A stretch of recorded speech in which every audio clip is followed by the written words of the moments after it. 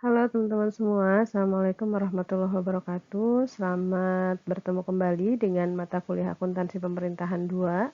Pada kesempatan kali ini, di pertemuan kedua, kita akan membahas tentang akuntansi anggaran, akuntansi pendapatan, dan akuntansi piutang.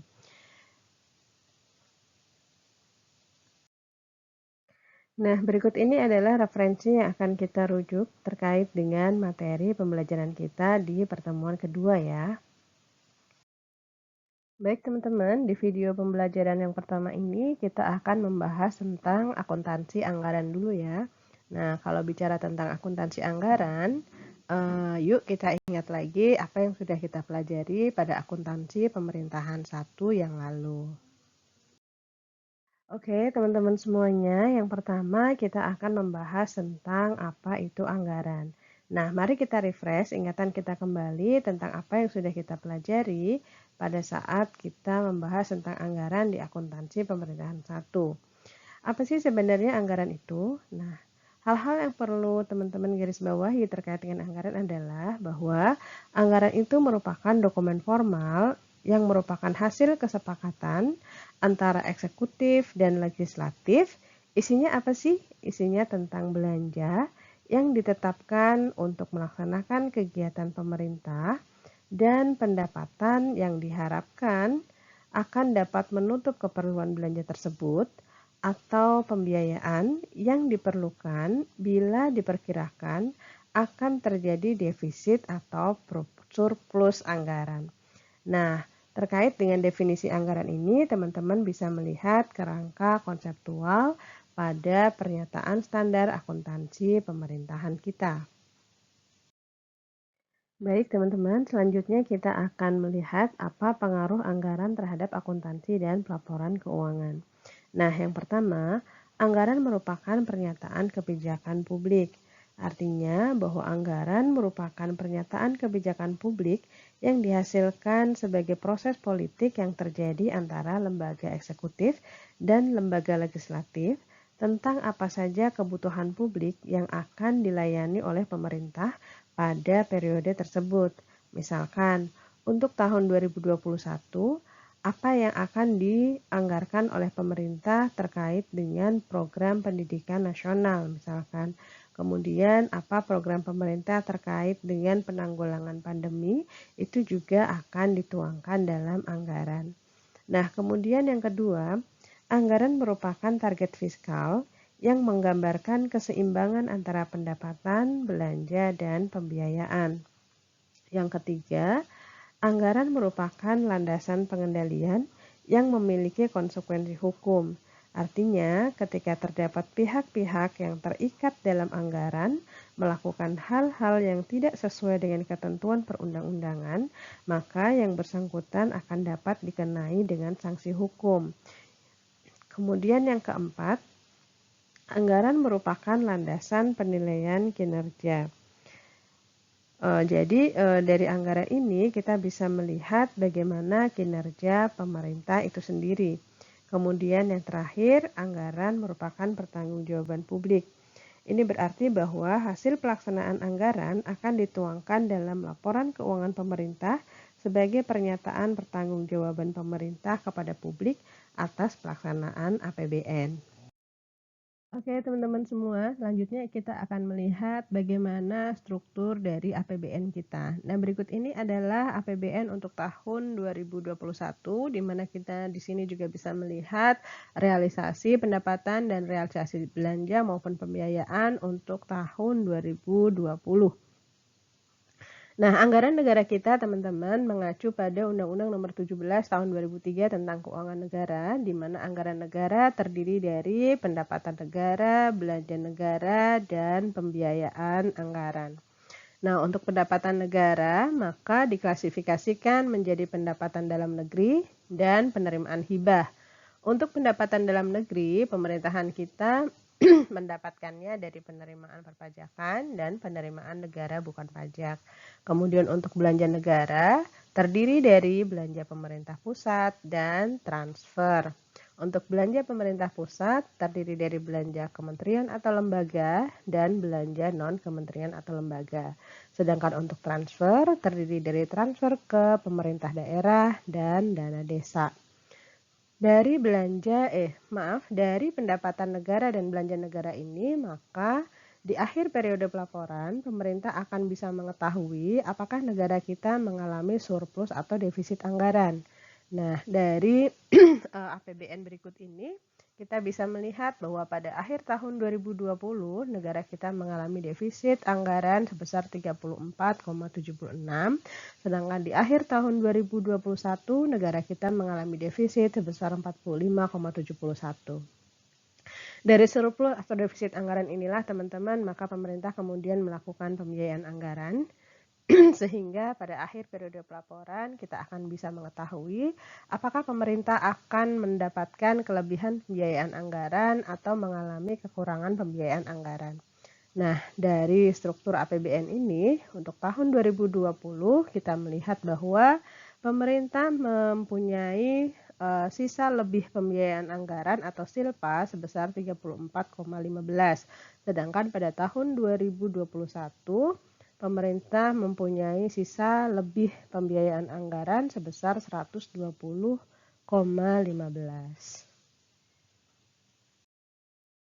Nah, kembali bicara tentang struktur dari APBN, teman-teman, maka struktur APBN kita atau struktur anggaran kita itu mengacu pada ketentuan yang terdapat pada Undang-Undang Nomor 17 Tahun 2003 tentang Keuangan Negara, di mana anggaran negara itu terdiri dari pendapatan, ya, kemudian belanja, ya, kemudian pembiayaan, ya. Jadi sekali lagi Undang-Undang 17 tahun 2003 tentang Keuangan Negara mengatakan bahwa anggaran negara terdiri dari anggaran pendapatan, anggaran belanja, dan pembiayaan. Nah, secara garis besar struktur anggaran tadi sudah digambarkan ya di slide sebelumnya. Jadi ada pendapatan negara dan hibah, kemudian ada belanja negara, kemudian ada pembiayaan, dan terakhir kita bisa melihat berapa silpa atau sikpa dari anggaran di tahun yang berkenaan.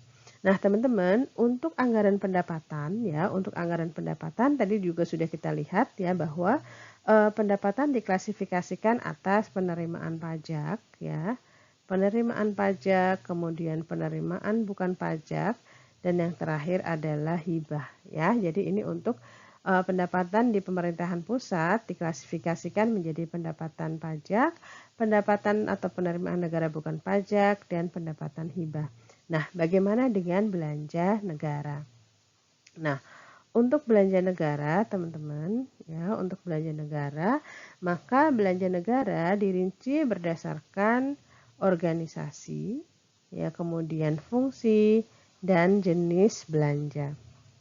Nah, klasifikasi belanja menurut organisasi adalah klasifikasi berdasarkan unit organisasi pengguna anggaran, gitu ya. Jadi sekali lagi, klasifikasi belanja menurut organisasi adalah klasifikasi berdasarkan unit organisasi pengguna anggaran. Nah, pada pemerintah pusat, contohnya adalah belanja per kementerian negara atau lembaga dan satker di bawahnya. Ya, jadi misalkan untuk Kementerian Keuangan, maka belanja negara berdasarkan organisasinya diklasifikasikan menjadi bagian anggaran 015 gitu ya. Kemudian untuk unit eselon 1 DJP misalkan, maka eselon 1-nya adalah 04 gitu ya, 04. Ya, kemudian setelah itu baru kode satkernya gitu ya. Setelah itu baru kode satkernya. Nah, kemudian klasifikasi belanja negara menurut fungsi adalah klasifikasi berdasarkan fungsi utama pemerintah. Nah, ini kita mengetahui ada 11 fungsi pemerintah ya yang saat ini dijalankan. Di antaranya adalah fungsi pelayanan umum, kemudian fungsi pertahanan ya, kemudian ketertiban dan keamanan ya, ketertiban dan keamanan. Kemudian ada fungsi ekonomi, ada fungsi perlindungan dan lingkungan hidup, ada fungsi perumahan dan pemukiman, kemudian ada fungsi kesehatan, fungsi pariwisata dan budaya, fungsi agama, fungsi pendidikan, dan fungsi perlindungan sosial. Ya, jadi sekali lagi, belanja negara diklasifikasikan menurut fungsinya, artinya belanja negara diklasifikasikan berdasarkan fungsi utama dari pemerintahan itu sendiri. Nah, kemudian yang ketiga, belanja negara diklasifikasikan menurut jenis belanja. Nah, menurut jenis belanja ini artinya bahwa belanja negara didasarkan pada jenis belanja untuk melaksanakan suatu aktivitas, ya. Baik teman-teman, masih bicara tentang klasifikasi belanja menurut organisasi, menurut fungsi utama pemerintahan, dan menurut jenis belanja atau klasifikasi ekonomi. Nah, ini tadi sudah kita bahas ya, bahwa fungsi utama pemerintahan itu terdiri dari fungsi pelayanan umum sampai dengan fungsi perlindungan sosial. Nanti dari masing-masing fungsi ini, belanja masih akan diklasifikasikan menurut jenis belanjanya gitu ya, atau menurut aktivitasnya. Nah, berikut ini adalah klasifikasi belanja menurut jenis belanja, yaitu yang pertama adalah belanja operasi, ya, kemudian belanja modal, dan belanja lain-lain. Belanja operasi merupakan pengeluaran anggaran ya untuk kegiatan sehari-hari pemerintah yang memberi manfaat jangka pendek ya, teman-teman ya. Jadi ini adalah pengeluaran anggaran ya untuk kegiatan pemerintah yang manfaatnya jangka pendek. Nah, mungkin poinnya di sini ya, yang memberikan manfaat jangka pendek. Nah, belanja operasi diklasifikasikan lebih lanjut ke dalam belanja pegawai, ya, kemudian belanja barang, belanja bunga, belanja subsidi, belanja hibah, dan belanja bantuan sosial. Kemudian klasifikasi yang berikutnya adalah belanja modal. Nah, belanja modal merupakan pengeluaran anggaran untuk memperoleh aset tetap, ya, atau aset lainnya yang memberi manfaat lebih dari satu periode, ya, lebih dari satu periode akuntansi. Nah, belanja modal itu diklasifikasikan lebih lanjut ke dalam belanja modal tanah, belanja modal peralatan dan mesin, belanja modal gedung dan bangunan, belanja modal jalan, irigasi dan jaringan, belanja modal aset tetap lainnya, dan belanja modal aset lainnya. Nah, kemudian klasifikasi yang ketiga dari klasifikasi ekonomi belanja adalah belanja lain-lain. Nah, belanja lain-lain ini merupakan pengeluaran anggaran untuk kegiatan ya yang sifatnya tidak biasa ya. Untuk kegiatan yang sifatnya tidak biasa. Ya, kemudian untuk kegiatan yang tidak diharapkan berulang gitu ya, seperti bencana alam, bencana sosial, dan pengeluaran tidak terduga lainnya yang sangat diperlukan dalam rangka penyelenggaraan kewenangan pemerintahan pusat ya. Jadi sekali lagi saya ulangi ya teman-teman ya, bahwa untuk klasifikasi belanja menurut jenis belanja atau disebut juga dengan klasifikasi ekonomi, maka pengelompokan belanja ini didasarkan pada jenis belanja untuk melaksanakan suatu aktivitas. Nah, untuk klasifikasi ekonomi atas belanja dikelompokkan ke dalam belanja operasi, belanja modal, dan belanja lain-lain. Teman-teman, bicara tentang akuntansi anggaran, maka akuntansi anggaran pada pemerintah pusat itu diselenggarakan pada saat anggaran disahkan dan anggaran dialokasikan. Nah, anggaran bisa dikatakan telah disahkan ketika Undang-Undang APBN terbit ya. Nah, APBN ini merupakan dokumen anggaran atau dokumen sumber anggaran pada tingkat pemerintah pusat yang merupakan gabungan dari seluruh anggaran pendapatan dan belanja kementerian negara atau lembaga. Nah, kemudian dari APBN ini selanjutnya dialokasikan kepada kementerian negara atau lembaga dalam bentuk DIPA. Nah, DIPA merupakan dokumen anggaran milik kementerian negara atau lembaga dan satuan kerja yang berada di bawahnya. Ketika DIPA disahkan atau DIPA terbit, maka penyelenggaraan akuntansi anggaran di Kementerian Negara atau lembaga baru bisa dilakukan. Nah, dalam penyelenggaraan akuntansi anggaran, maka kita akan mengenal istilah-istilah sebagai berikut ya. Ini kita lihat teman-teman bahwa sekali lagi dokumen sumber dalam akuntansi anggaran itu adalah APBN ya, Undang-Undang APBN atau Undang-Undang APBN perubahan ya. Nanti dari APBN ini ya ketika sudah sudah diterima oleh pemerintah gitu ya, dalam hal ini diterima oleh Kementerian Keuangan selaku BUN, maka kemudian dari Kementerian Keuangan akan dialokasikan kepada Kementerian Negara atau lembaga selaku pengguna anggaran. Nah, dokumen sumber dari alokasi APBN kepada Kementerian Negara atau lembaga selaku pengguna anggaran itu disebut dengan daftar isian pelaksanaan anggaran atau DIPA, termasuk revisinya gitu ya. Nah, berikut ini adalah istilah-istilah yang akan kita temui dalam penyelenggaraan akuntansi anggaran. Nah, yang pertama adalah estimasi pendapatan, ya, estimasi pendapatan dan estimasi pendapatan yang dialokasikan. Nah, estimasi pendapatan merupakan anggaran pendapatan yang terdapat pada APBN, yaitu anggaran pada tingkat pemerintah pusat yang merupakan gabungan dari seluruh anggaran pendapatan Kementerian Negara atau lembaga. Sedangkan estimasi pendapatan yang dialokasikan itu merupakan estimasi pendapatan yang dijabarkan lebih lanjut ke dalam DIPA ya. Jadi kalau ini adalah estimasi pendapatan untuk seluruh kementerian dan lembaga, kalau estimasi pendapatan yang dialokasikan merupakan rencana pendapatan dari masing-masing kementerian atau lembaga. Kemudian estimasi penerimaan pembiayaan. Nah, estimasi penerimaan pembiayaan ini juga merupakan rencana pembiayaan dari seluruh kementerian atau lembaga yang berada di pemerintah pusat gitu ya. Kemudian untuk estimasi penerimaan pembiayaan yang dialokasikan yaitu merupakan estimasi penerimaan pembiayaan ya yang dilakukan oleh unit-unit di bawah Kementerian Keuangan yang melaksanakan BUN ya.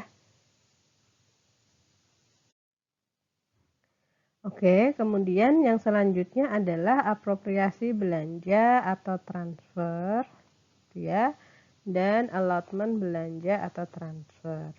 Apropriasi belanja atau transfer adalah anggaran belanja ya, anggaran belanja atau transfer yang ada dalam APBN ya, sedangkan allotment belanja atau transfer merupakan anggaran belanja atau transfer yang berada dalam DIPA.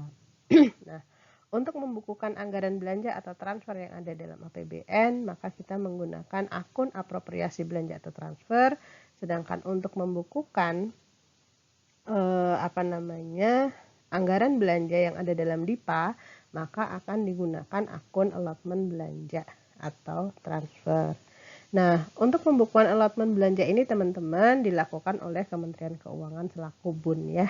Dilakukan oleh Kementerian Keuangan selaku BUN. Nah, untuk membukukan allotment belanja atau transfer itu dibukukan oleh unit organisasi yang ada di bawah Kementerian Keuangan ya, karena pengeluaran transfer hanya dilakukan oleh Kementerian Keuangan selaku BUN. Kemudian yang terakhir adalah apropriasi pengeluaran pembiayaan dan allotment pengeluaran pembiayaan.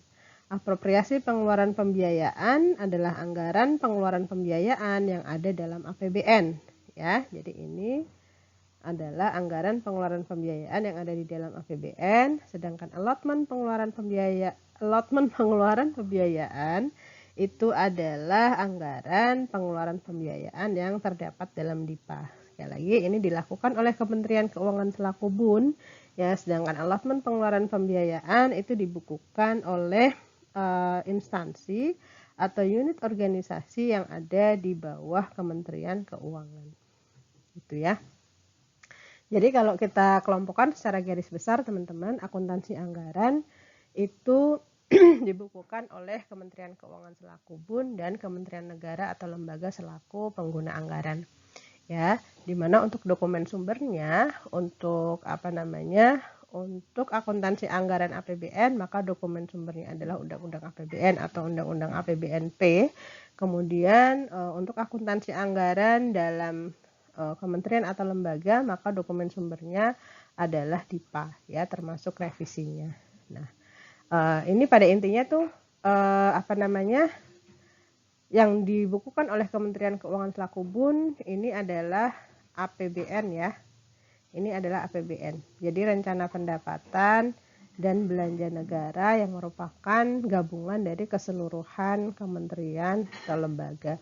Nah, kalau di sini akuntansi anggaran yang dilakukan oleh kementerian negara atau lembaga selaku pengguna anggaran, ya, maka ini dia mengakuntansikan anggaran dari hasil alokasi APBN, ya. Jadi APBN yang sudah dialokasikan ke kementerian negara atau lembaga, itu akuntansi anggarannya dilakukan oleh kementerian negara atau lembaga selaku pengguna anggaran. Oke, teman-teman, sebelum kita bicara tentang jurnal standar anggaran, mari kita lihat dulu, ya, jenis jurnal standar sesuai dengan PMK 212 tahun 2019. Nah, dalam PMK 212 tahun 2019, jurnal standar itu dibedakan menjadi dua, teman-teman. Ada jurnal standar buku besar akrual dan jurnal standar buku besar kas, ya.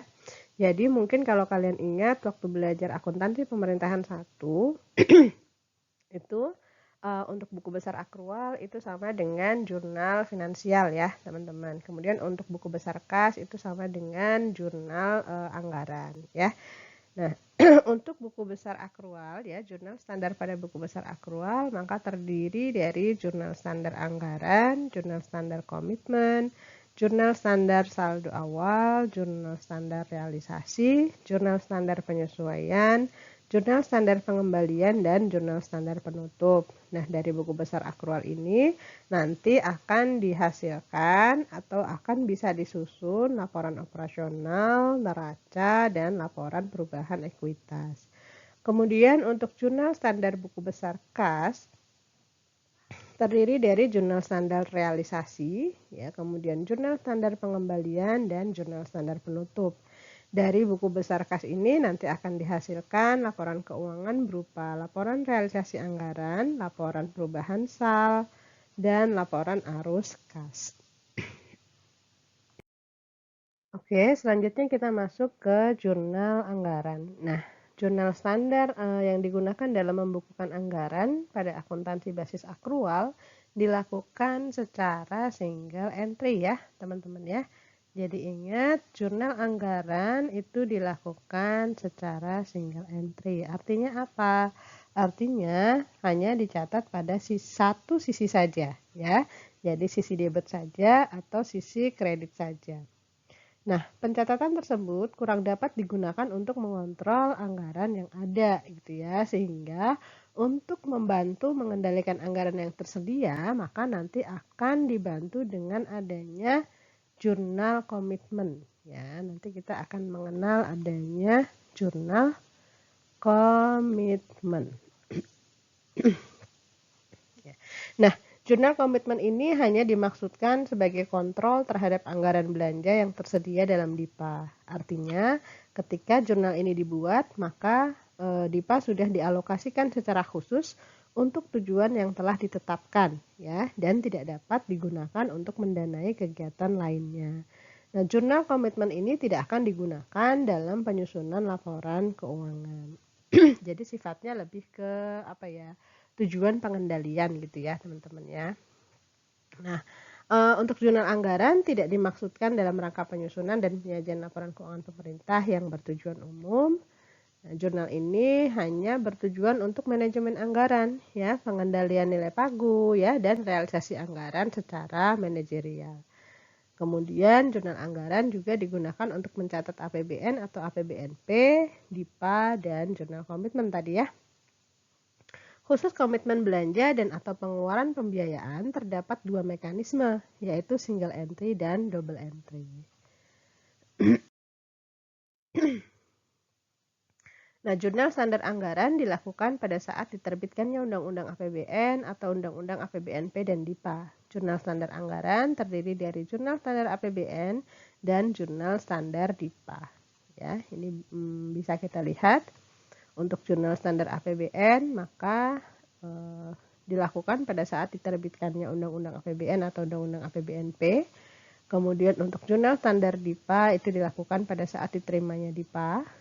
Untuk jurnal standar APBN itu dilakukan oleh Menkyu selaku pengelola fiskal, ya, dalam hal ini dilakukan oleh Direktorat Akuntansi dan Pelaporan Keuangan di Direktorat Jenderal Perbendaharaan. Sedangkan untuk jurnal standar DIPA dilakukan oleh setiap satker selaku entitas akuntansi yang menerima DIPA. Kemudian pada jurnal standar APBN, ya, maka mencatat estimasi pendapatan, apropriasi belanja negara, estimasi penerimaan pembiayaan, dan apropriasi pengeluaran pembiayaan. Sedangkan pada jurnal standar DIPA, maka yang akan dicatat atau dibukukan adalah estimasi pendapatan yang dialokasikan, allotment belanja atau transfer, estimasi penerimaan pembiayaan yang dialokasikan, dan allotment pengeluaran pembiayaan. Nah, kemudian jurnal standar APBN dicatat dalam buku besar akrual dan buku besar kas, ya.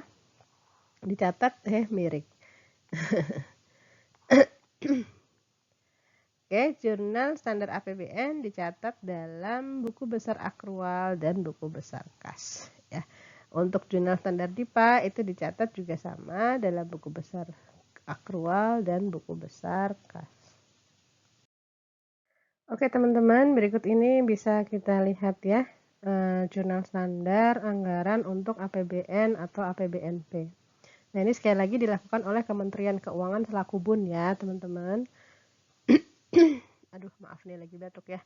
Jadi jurnal standar anggarannya ya untuk estimasi pendapatan, ya, untuk rencana pendapatan, maka jurnalnya adalah estimasi pendapatan pajak, ya, atau estimasi pendapatan bukan pajak, dan estimasi pendapatan hibah. Sekali lagi, jurnal anggaran dicatat secara single entry ya, jadi hanya dicatat di sisi kredit saja teman-teman ya. Kemudian untuk buku besar kasnya juga dicatat dengan akun yang sama, ya, estimasi pendapatan pajak, estimasi pendapatan bukan pajak, dan estimasi pendapatan hibah. Gitu. Nah, estimasi pendapatan ini nantinya akan menjadi informasi penting pada saat kita menyusun laporan realisasi anggaran ya. Next. Jurnal standar anggaran untuk APBN atau APBNP ya terkait dengan rencana belanja. Nah, ini untuk apropriasi belanjanya ya. Untuk apropriasi belanja itu dicatat di sisi debit saja ya teman-teman ya, dicatat di sisi debit saja. Nah, ini yang dicatat apa? Yang dicatat adalah seluruh rencana belanja dari keseluruhan kementerian atau lembaga ya.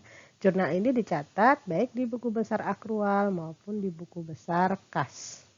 Nah, informasi terkait dengan rencana belanja ini nanti juga akan dicantumkan di laporan realisasi anggaran. Oke, kemudian jurnal untuk mencatat estimasi penerimaan pembiayaan. Ya, untuk estimasi penerimaan pembiayaan, jurnal anggarannya dicatat oleh Kementerian Keuangan selaku BUN, ya, dan dicatat secara single entry di sisi kredit ya, teman-teman, di sisi kredit baik di buku besar akrual maupun di buku besar kas, ya. Kemudian untuk pengeluaran pembiayaan, maka kita akan membuat jurnal anggaran di sisi debit dengan akun apropriasi pengeluaran pembiayaan ya, baik pembiayaan dalam negeri maupun pembiayaan luar negeri. Nah, untuk rencana pengeluaran pembiayaan ini juga dibukukan di buku besar akrual dan buku besar kas. Oke, kemudian kita akan lihat bagaimana jurnal standar anggaran untuk DIPA. Masih ingat ya bahwa yang melakukan jurnal anggaran untuk DIPA itu adalah kementerian atau lembaga selaku pengguna anggaran ya.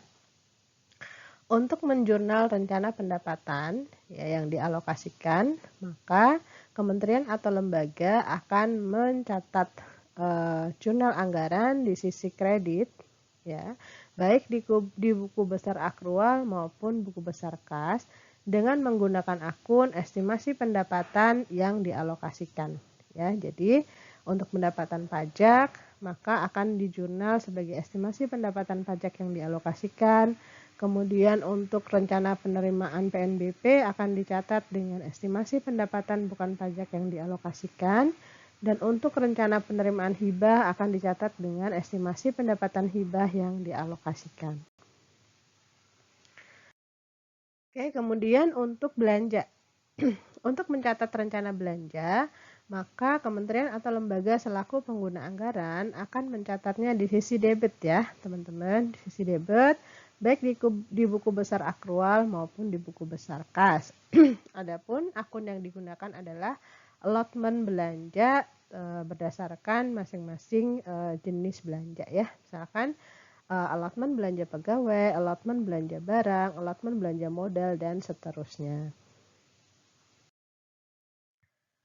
Oke, kemudian terkait dengan penerimaan pembiayaan dalam negeri, ya maka jurnal standar anggaran untuk DIPA ini dilakukan oleh instansi atau organisasi di bawah Kementerian Keuangan selaku BUN ya, karena untuk penerimaan pembiayaan maupun pengeluaran pembiayaan dan satu lagi transfer sebetulnya ya itu hanya dilakukan oleh Kementerian Keuangan selaku BUN.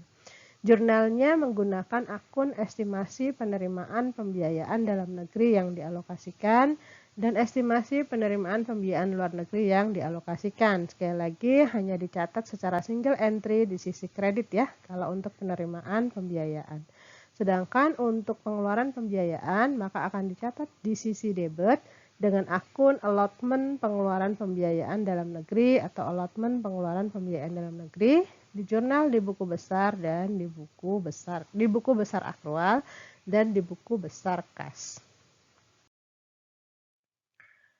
Oke, teman-teman, selanjutnya kita akan bahas jurnal standar anggaran untuk komitmen ya, jurnal standar anggaran untuk komitmen atau yang kita sebut dengan jurnal komitmen. Oke. Nah, jurnal komitmen itu digunakan atau dicatat untuk mencatat komitmen atas belanja ya, mencatat komitmen atas belanja dan pengeluaran pembiayaan pemerintah. Nah, jurnal ini tidak dimaksudkan dalam rangka penyusunan dan penyajian laporan keuangan pemerintah. Tadi di depan sudah kita bahas ya. Nah, tujuannya apa? Tujuannya adalah lebih pada manajemen anggaran ya dan pengelolaan kas dalam memperhitungkan ketersediaan dana yang ada. Ya, jadi kalau sudah dibuat jurnal komitmennya, maka anggaran itu sudah dikunci ya, teman-teman, sudah dikunci, sudah tidak boleh digunakan untuk pengeluaran yang lainnya lagi. Kemudian pada entitas akuntansi atau pelaporan KL, maka menggunakan single entry ya, sedangkan pada entitas akuntansi atau pelaporan BUN ya, maka menggunakan pencatatan double entry. Nah, jurnal komitmen ini hanya dicatat di buku besar akrual ya. Oke, di sini bisa kita lihat contoh jurnal standar anggaran untuk komitmen atau jurnal komitmen untuk KL ya, teman-teman ya. Jadi jurnal komitmen untuk KL itu hanya dicatat secara single entry ya untuk belanja pegawai gitu ya, belanja pegawai, barang dan seterusnya, dan untuk transfer ya ke daerah dan dana desa, maka pada KL itu akan dicatat di buku besar akrual di sisi debit ya, di sisi debit. Oke, kemudian pada entitas akuntansi atau pelaporan KL ya untuk pengeluaran pembiayaan dan pengeluaran pembiayaan baik pengeluaran pembiayaan dalam negeri maupun pengeluaran pembiayaan luar negeri itu juga hanya dicatat di sisi debit ya, teman-teman ya. Dicatat di sisi debit. Ini yang mencatat pembiayaan ini adalah instansi atau organisasi di bawah Kementerian Keuangan selaku BUN ya.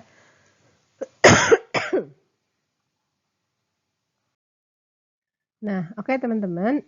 Setelah tadi kita bahas jurnal komitmen, maka selanjutnya pada saat terdapat resume tagihan dari KL, ya, pada saat terdapat resume tagihan dari KL, maka akan dilakukan penjurnalan sebagai berikut, ya.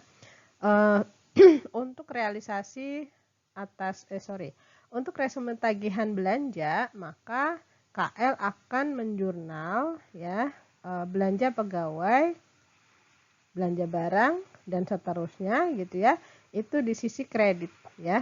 Sehingga ingat ketika tadi ada jurnal komitmen ya, ketika tadi dibuat jurnal komitmennya belanja pegawai itu di jurnal di sisi debit, maka pada saat nanti sudah terdapat resume tagihan dari KL ya, biasanya resume tagihan itu berbentuk pembuatan SPP atau SPM ya.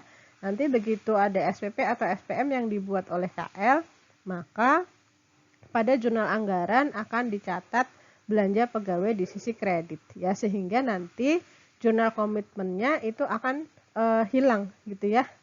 Jurnal komitmennya akan hilang. Kan tadi ketika sudah ditetapkan alokasi DIPA-nya ya, alokasi belanjanya, maka dicatat jurnal komitmennya ya, dicatat jurnal komitmennya di sisi debit ya untuk belanja pegawai. Nah, begitu terdapat resume tagihan, maka dicatat jurnal komitmen di sisi kredit ya dengan akun yang sama belanja pegawai, sehingga nanti akan hilang nih ya jurnal anggarannya baik untuk pada saat komitmen dibuat maupun pada saat resume tagihan itu nanti akan hilang ya debit kredit gitu.